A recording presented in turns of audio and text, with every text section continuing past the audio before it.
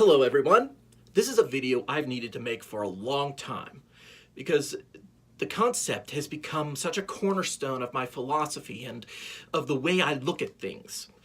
I'm going to be talking about a psychological concept, and it really speaks to why people will hold to a position despite what evidence might say, and even if that position is contrary to their own good or benefit, and why they hold to those positions so stubbornly.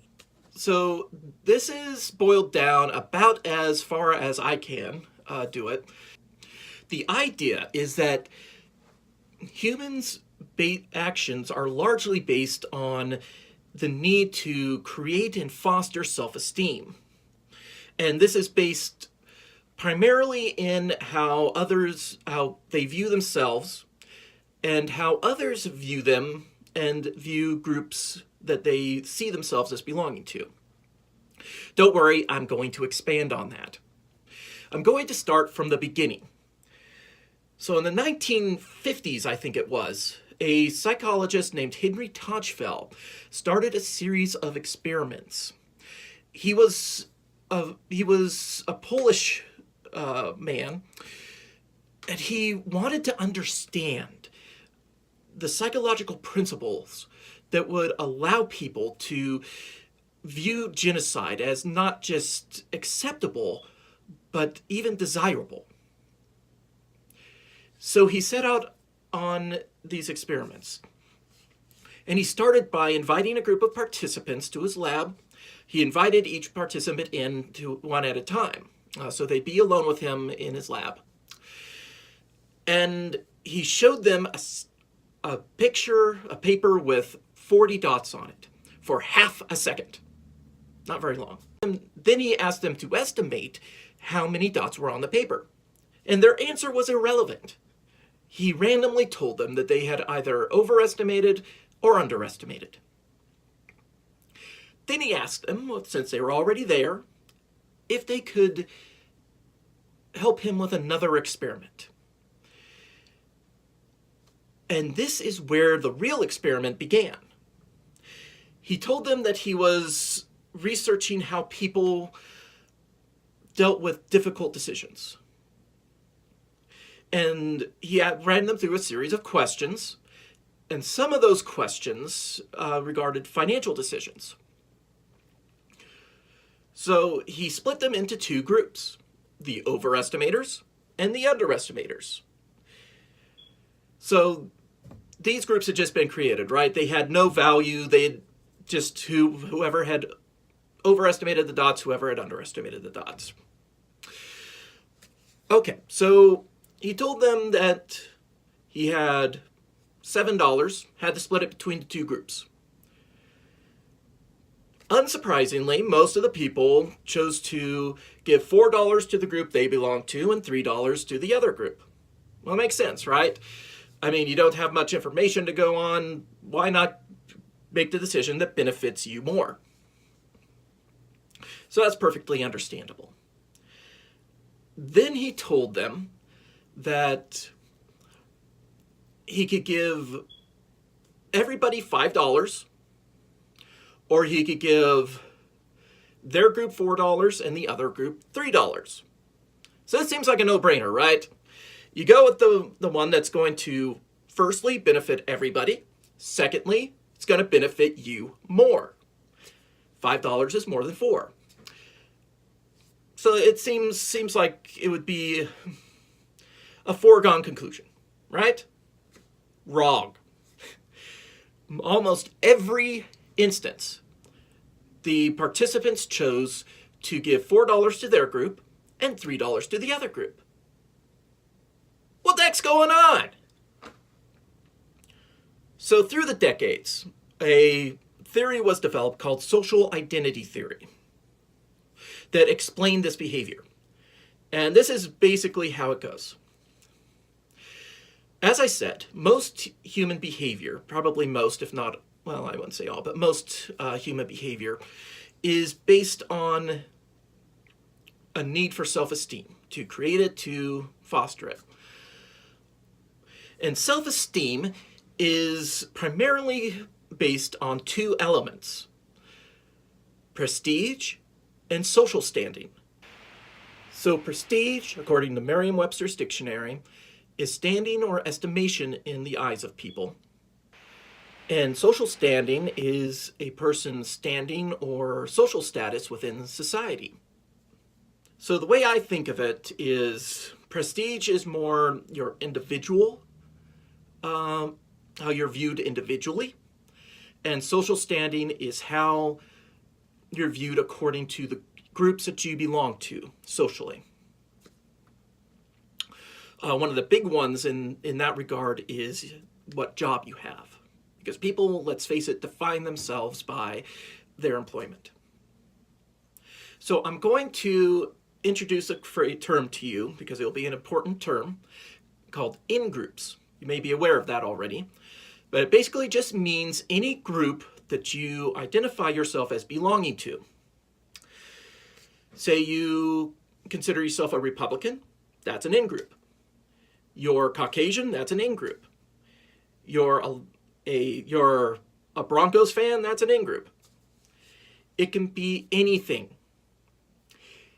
And as Tajfel's experiments demonstrated, people will create groups and base decisions upon those groups based on anything. So we're seeing that a large part of people's self-esteem is based on how the in-groups they belong to are viewed by society. And not just by themselves, but in comparison to other groups. So what ends up happening is for people to enhance their self-esteem, their in-groups have to be seen as better in some way than another related in-group. Are you starting to see where this is going? And here's a problem. This need is so strong it could be called a drive. And I would say that it may be as strong as the drive for survival and the drive for procreation. It's that powerful. And I would suspect that most of us aren't even aware that we're doing it. But when you start to look at things in this light, you see how so much of human behavior stems from this. And so many of our problems stem from this. Racism, raising esteem by placing one racial in-group over another racial in-group, or an out-group in this instance. Politics, people separate themselves into in-groups, like Democrat and Republican, and that becomes the basis of their action. Not the arguments or the issues, the information, but the in-group to which they belong and the values which that in-group holds. And the greater the prestige of that in-group, the social standing of that in-group, the greater the person's self-esteem. And of course, classes, wealthy, poor, middle class, those are all labels, all in-groups that people assign themselves to, and then they act accordingly. Now there's one other element to be aware of on this, and it's a concept called tribalism, which is almost interchangeable with social identity theory. We're not talking about indigenous peoples. We're talking about people's tendency to separate themselves into groups or tribes. And I separate into this term for the use of the concept of tribal signals. So imagine that your mind has little filing cabinets in it. And when you hear someone talking, there are certain words that your mind picks up on. Words that have been politicized, words and phrases. Like socialism, gun control, abortion. These are all heavily politicized triggers. And once a word or phrase becomes politicized, it, as the name implies, triggers behavior. So what happens basically is, and let's use the word socialism. What happens is when you hear that word, your mind goes into that little filing cabinet and looks to see if that word is in your filing cabinet and what in-group it is under. So say you're a Republican. You look in your filing cabinet, you're going to find socialism, and there's going to be a series of positions and ideas that are associated with that particular phrase. And that's what's going to motivate your action.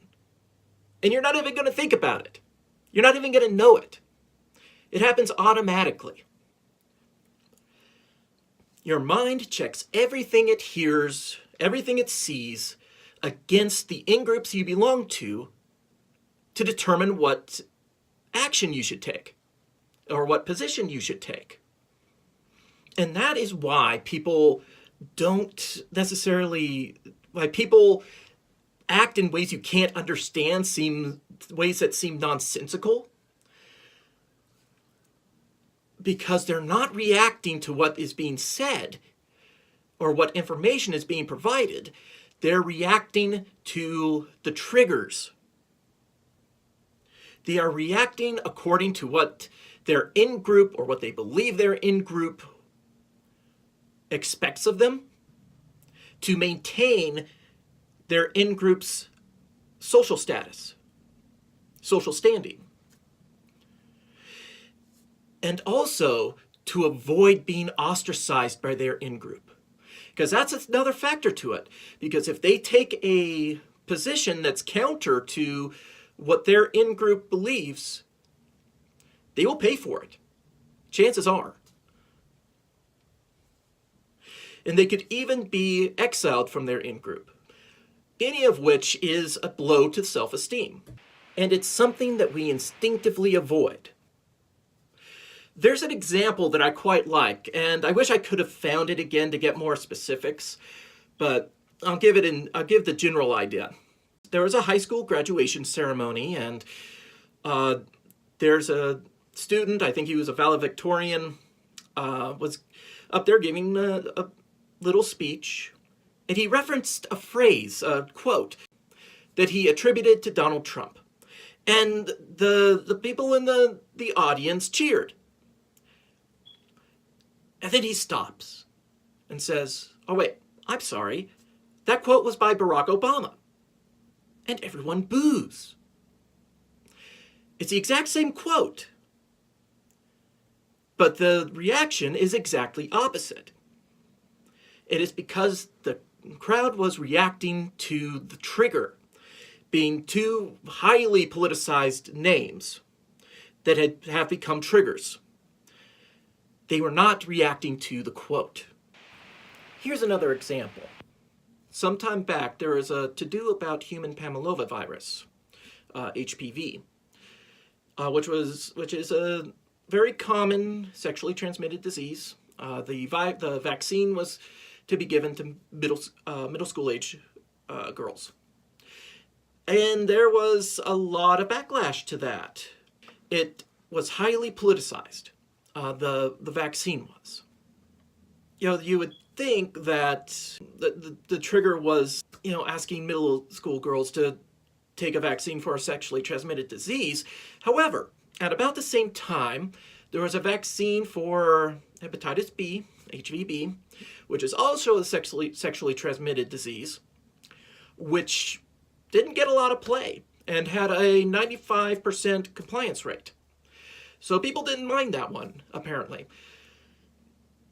The difference is that the HPV virus, or vaccine rather, was highly politicized. It became a trigger, and people reacted to it according to their in-group. With the hepatitis B vaccine, it wasn't politicized. So people just heard what their doctor was telling them, and they didn't have a problem. Tribal signals it is an immensely important concept to be aware of, especially if you're trying to convince people of something, like, say, building a society without money. In fact, I try to avoid using the word money. I try to use the word currency because I feel it's a little less of a politically charged word. But there's two things I would like you to take away from this, most importantly. One is, if you're trying to convince someone of something, if you're trying to convey information about money-free societies, trying to convince people that of the concepts, be aware of social identity theory and tribal signals. Because if you start using tribal signals that are counter to the message you're trying to convey, you're going to lose the argument. And you're going to lose that person as a potential ally. For example, and I see this a fair amount, and I always cringe when I see it, people using the words communism and Marx. Now, in and of themselves, I don't have a problem with this. Certainly, I feel that they're worth discussing. However, they are very highly politicized words, and they're very much triggers.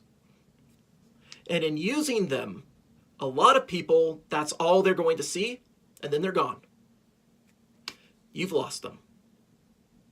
So be aware of the language that you're using and how people will react to it. Especially people who are likely to oppose your position. The second takeaway I'd like you to leave with is, firstly, of course, understanding how these concepts impact the behavior of people, but how they impact your own behavior. Because now that you're aware of it, you can start to monitor your own behavior and try to avoid acting according to triggers, and try to avoid putting yourself in in-groups. Because the fewer in-groups you associate yourself with, the easier it's going to be to avoid those psychological triggers that impact your behavior. But pay attention to what you do, what you think, and ask yourself, are you acting, are you thinking according to the information you're getting, according to what you're seeing, or are you acting according to tribal signals? It's not easy. It's not easy for you to do it in yourself. It's not easy to work around those things to influence other people. But it is hugely important, especially with what we're trying to accomplish. We have to be aware of the psychological impact of what we're saying and what we're doing, how people will react to it, to give us the greatest chance of success. Because this is just too important not to.